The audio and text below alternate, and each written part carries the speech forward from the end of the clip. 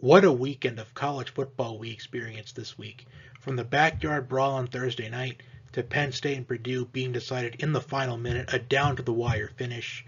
Friday night, Old Dominion upsets Virginia Tech. Saturday, Georgia looks like the defending national champions that we know them as they absolutely bully Oregon 49-3. Florida upsets number 7 Utah. Notre Dame and Ohio State, a top 5 showdown in the horseshoe, is an absolute slugfest, a low-scoring game, but Ohio State ultimately pulled away in the end to pick up the 21-10 victory. And Sunday night, Florida State and LSU in an absolute thrilling finish, which I think is going to be known as one of, maybe even arguably, the most thrilling finish of the season. And we are still not done yet at the moment of this recording, as I am recording this early Monday morning, and Clemson and Georgia Tech are set to square off tonight. Now, depending on how the game ends, I'm either going to finish my Week 1 predictions with a record of either 5-2 or 6-1. And after Week 1, with a 5-2 record in Week 0, I'm either going to have a record of either 10-4 overall or 11-3 overall. Either way, that is a really good record to have at this point in the year, as the early portion of the season is really hard to predict, as we truly don't know what teams are going to look like until at least about Week 3 or 4.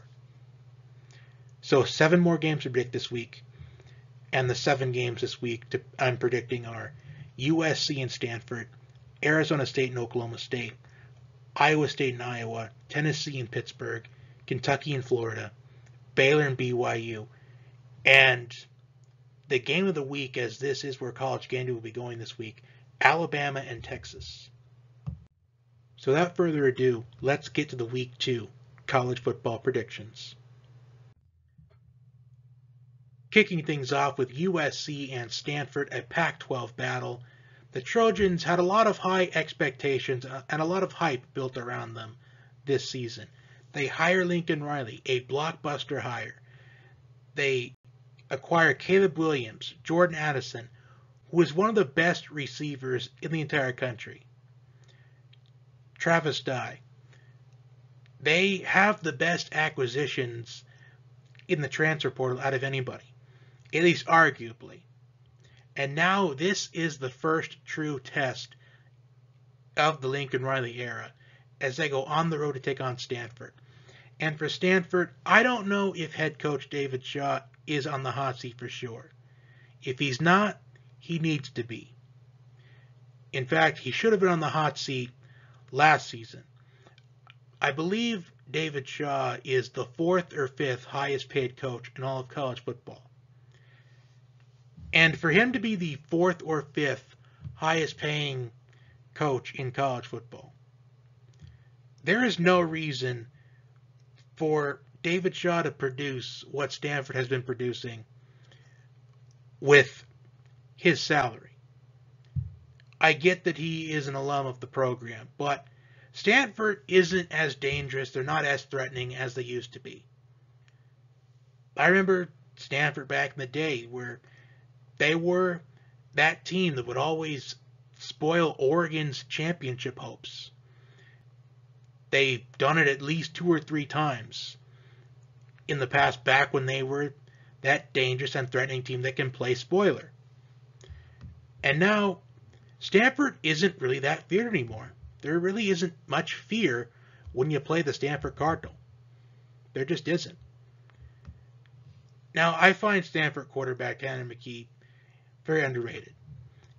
But for Stanford to pull off the upset, he needs to play an exquisite game, because this USC offense, they're capable of being one of the best offenses in all of college football. But this just simply comes down to the fact that USC, they have the better talent on this team. I mean, sure, it's home field for Stanford, but home field doesn't really mean that much when you're a team that's not as threatening as it used to be, and you have this crop of talent that USC has, especially the talent they got in the transfer portal. I think USC wins this game by at least 17 points. Could this be the beginning of the end for Stanford head coach David Shaw? We'll find out sooner rather than later, hopefully.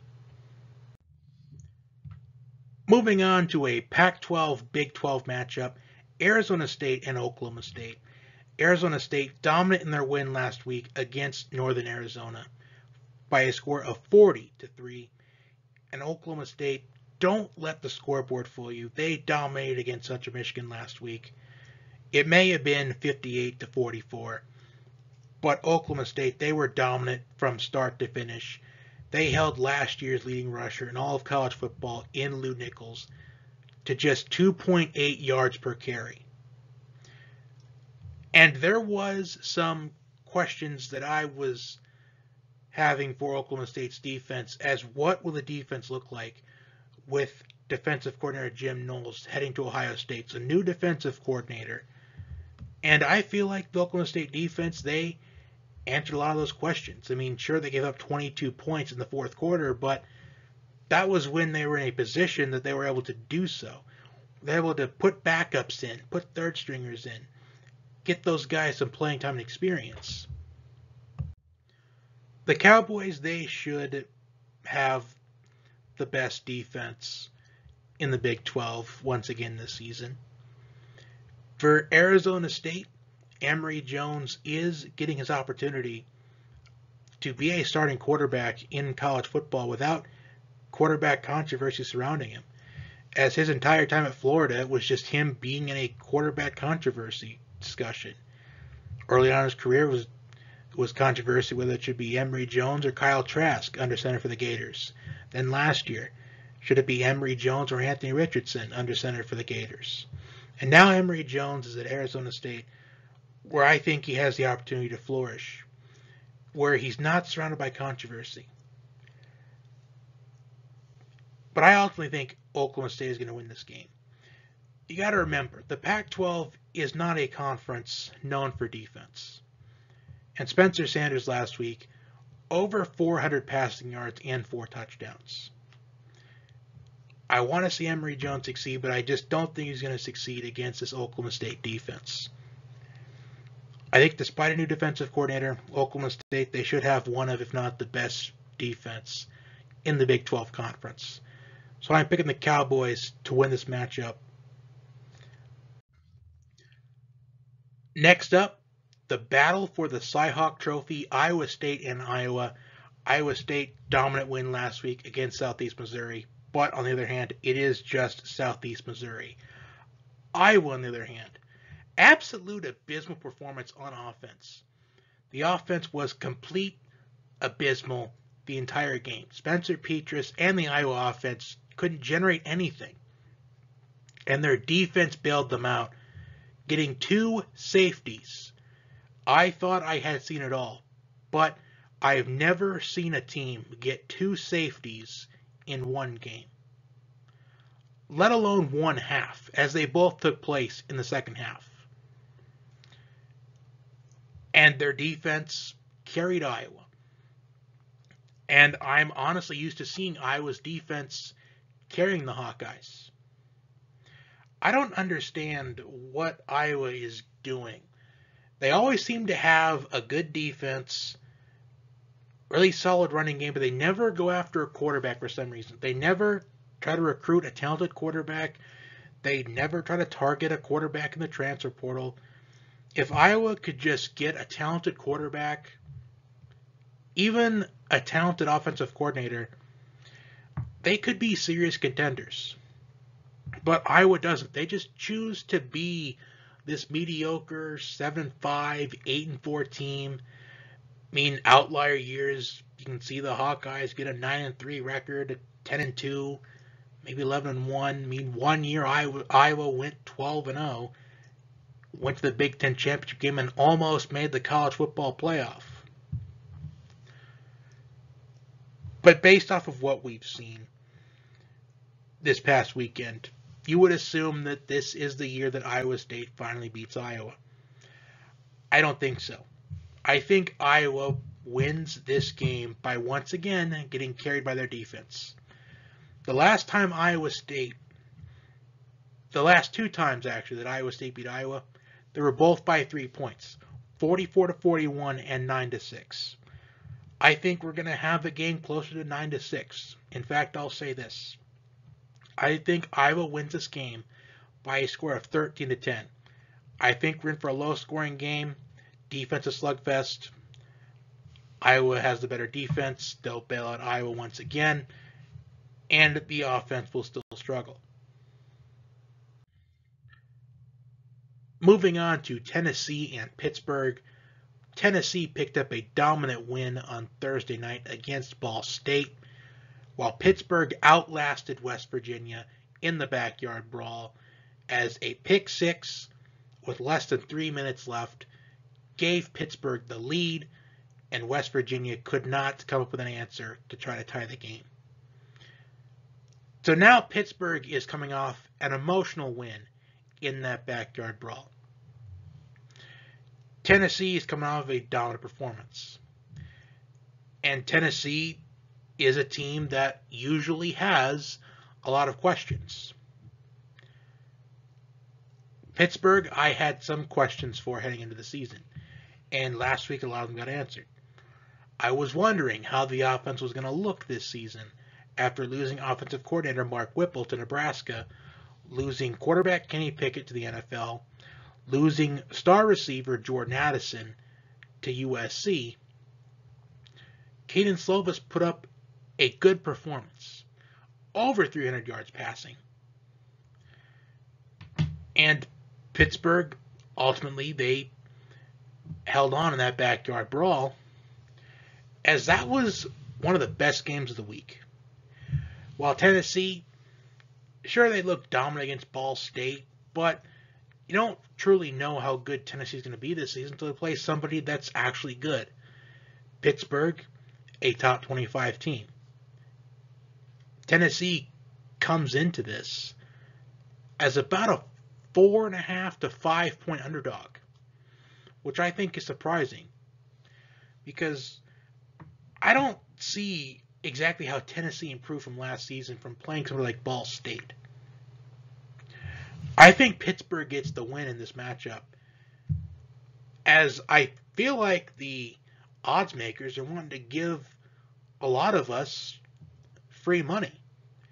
So I'm taking Pittsburgh in this game to pull off the upset, even though I don't know why this would be an upset, as Pittsburgh is the better team in this game.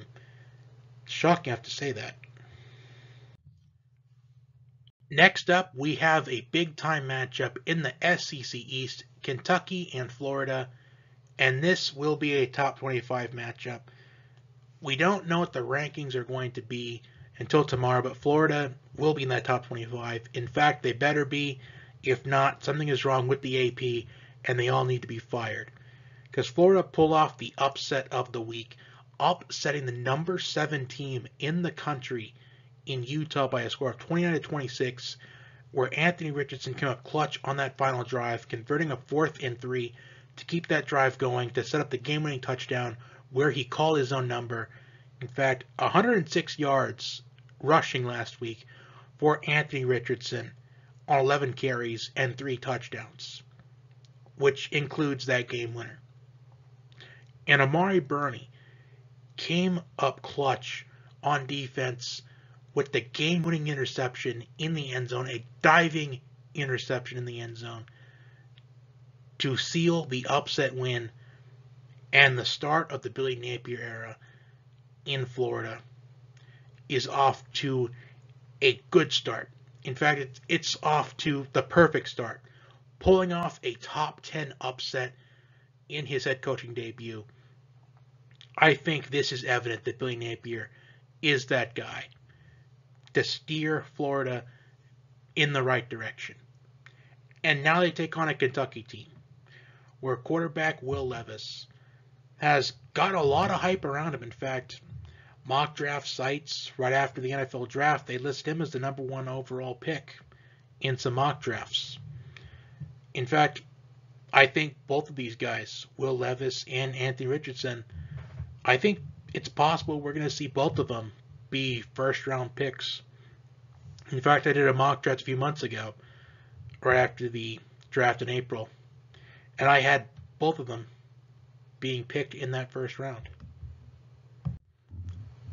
The Gators are coming off an emotional win, and they are riding high. But I think Florida is going to win this week against Kentucky. Pull off another win against a ranked team. The Swamp will be rocking once again, and I think Florida picks up the victory. I can't wait to see this matchup. I think this is going to be the best game of the week in my opinion. I get that College Game Day is going to Alabama and Texas, which we will be discussing in just a little bit, but I don't care what everybody says. I think this is going to be the game of the week. And you can quote me on it. But I have the Gators winning this one, moving to 2-0, and another big win for Billy Napier is on the horizon in this one. Next up, we have Baylor and BYU, a top 25 showdown, a very late game. In fact, the game is set to kick off just after 10:15 Eastern Time, 9:15 p.m. my time zone. So I'm going to try my best to stay up to watch this entire game. In fact, I plan to because I don't feel like I have any other choice. I mean, I really owe it to college football to stay up late and watch this kind of game. After watching college football for about 10-11 hours, and to have the weekend finale be a top 25 matchup, you can't get much better than that. And this is going to be a good one. Baylor, I do think, is going to take maybe a small step back this season. Does Baylor still have what it takes to be a 10-win team? Absolutely. Do I think they will be a 10-win team this season? Only time will tell. I think at the very least, Baylor, worst case scenario, 8-4. I can't see them being as good as they were last season. I don't think they're going to make the Big 12 championship this year, is what I'm trying to say. But don't get me wrong, Dave Aranda is the right fit for Baylor. Very disciplined man, has championship pedigree. While BYU quarterback Jaron Hall, I'd say he's one of the most underrated, if not the most underrated quarterback in all of college football. And I can't wait to watch him in action this weekend. But ultimately, I am going to pick the Cougars to win this matchup. You would say this is an upset here, but according to the lines, BYU is a 2.5-point favorite. So I'm picking BYU to essentially upset Baylor in a way, because Baylor is, right now for the rankings come out for week 2, a top 10 team. But I do think this game goes either way. I just feel like BYU, with the home crowd on their side, a primetime game, I think BYU wins by a touchdown. And finally, the game of the week, at least what College Game Day feels like is the game of the week, Alabama and Texas. Now, if I had to guess, when we see the rankings tomorrow, Texas will be in the top 25. And why will they be? For the simple fact that they need to make this game mean something. They have to give this game meaning. Because if they don't put Texas in the top 25, then why is Game Day going there? So I expect Texas to be 24 or 25 in tomorrow's rankings. Now, Texas is right now a 20-point underdog. So, a 3-touchdown underdog against Alabama. Not a surprise at all. Do I expect Alabama to absolutely dismantle Texas? Yes. But what can Texas do to pull off a monumental upset? Well, they got to establish that they can move the football in Alabama. Even if it's a 3-and-out, at least don't have any negative plays in that first drive. If you can at least get positive yardage, build small confidence for later on in the game, establish you can move the football on the number 1 team in the country. At least right now as the number 1 team in the country, things could change in the ranking tomorrow. But establish you can move that football. You got Bijan Robinson at running back, one of the best running backs in all of college football. Xavier Worthy, I think the X factor in this matchup, whether or not Texas succeeds or fails. If Xavier Worthy can get wide open and trigger some momentum for the Longhorns, then there's a chance. Do I think Texas will be able to stay in the game? No. I think Alabama dominates this game from start to finish. As Quinn Ewers is under center for the Longhorns, as there was controversy throughout the offseason, at least in the later portion of it, where it seemed like Hudson Card was going to be the starting quarterback, but the boosters for Texas, they barged in and said, you make Quinn Ewers the starting quarterback. Ultimately, Steve Sarkisian, I think, is on the hot seat. And I just think that the boosters, I think they're setting up Steve Sarkisian for failure here, because they know that Quinn Ewers, he may or may not live up to the hype that is surrounding him.